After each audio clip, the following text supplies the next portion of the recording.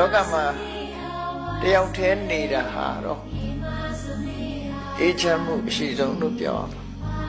သို့သောလူတွေဘာလို့တယောက်တည်းမနေနိုင်ကြသလဲဆိုရင်တော့ကရှိလို့တယောက်တည်းမနေနိုင်ဘူးမျိုးတွေးတယ်တယောက်တည်းနေရင်နေမကောင်းရင်ဘယ်လိုလုပ်မလဲဆိုအတွေးပဲဒါကြောင့်တယောက်တည်းမနေနိုင်ကြဘူးနှစ်ယောက်နေတော့ရောလို့ဆိုနှစ်ယောက်နေတော့လည်းမတည့်ပြန်ခက်တာတယောက်တည်းနေကြတော့လေကြောက်တယ်နှစ်ယောက်နေတော့မတည့်ဘူးအဲ့ဒီကြားထဲမှာလူဟာဘဝမှာဆုံးဖြတ်ရခက်ခဲကြတယ်နှစ်ယောက်အတူနေပေမဲ့လို့ကြောချင်းပေးပြီးတော့တယောက်နဲ့တယောက်စကားမပြောတဲ့ပုဂ္ဂိုလ်တွေအများကြီးပဲနော်မိသားစုတဲမှာကိုရှိတယ်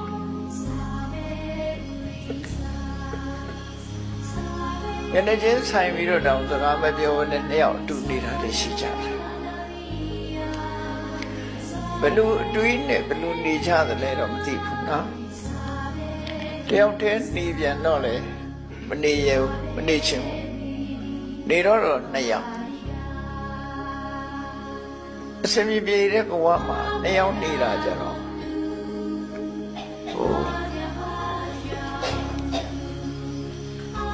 ငြိမ်းချမ်းမှုကတခါဆုံးရှုံးပြန်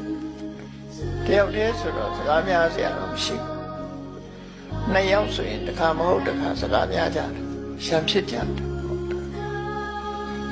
နိုင်ငံခြားလူတွေလည်းဒီတိုင်းပဲမထူးဗမာတွေဗုဒ္ဓဘာသာတွေမှမဟုတ်နိုင်ငံခြားလူတွေလည်းတယောက်တည်းနေခြင်းလိမီအလုံးလို့ခေါ်တာသူတယောက်တည်းနေမဲ့လိမီအလုံးဆိုပြီးတော့ခေါ်တယောက်တည်းနေပြန်တော့လေလုံးလေးဖြစ်တယ်ပြောပြန်တယ်နော်လုံးလေးဖြစ်လာတော့ဘာဖြစ်လို့ဆိုဟိုတယ်လီဖုန်းဆက်ဒီတယ်လီဖုန်းဆက်ဖြစ်လာတယ်တယ်လီဖုန်းဆက်ခေါ်တော့လာတော့တဲ့လာလို့ဆိုမတဲ့ပြန်နှစ်ရက်သုံးရက်လောက်ပဲဆင်ပြေတယ်နောက်ရက်ကျဆင်ပြေလူတဘာဝကတွေးစားရအခက်ကြီးပဲအဲ့တော့လူတွေဟာတယောက်တည်းမနေဝန်းတာလဲဒီစိတ်ပဲနှစ်ယောက်မတဲ့တာလဲဒီစိတ်ပဲအဲ့လိုနေထိုင်ရတဲ့လောကကြီးမှာမြတ်စွာဘုရားလက်ထက်တုန်းကမြတ်စွာဘုရားကတော့တရားထွေးနေရတဲ့အကျိုးကျေးဇူးတွေကိုဟောကြားဆုံးမထားတာရှိတယ်နှစ်ယောက်နေလို့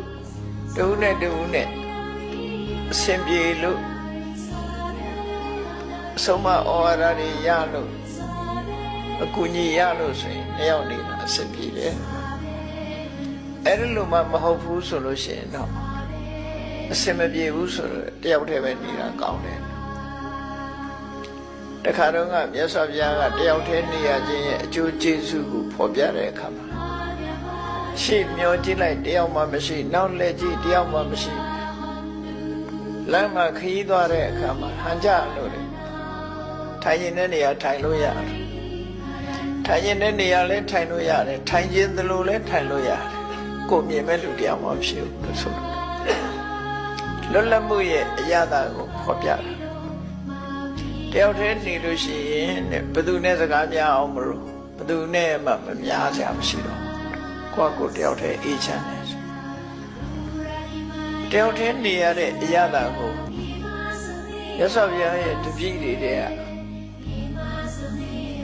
ပထမဆုံးသာဝကကြီးရှင်ကွန်းတင်ညဆိုတယောက်တည်းနေသွား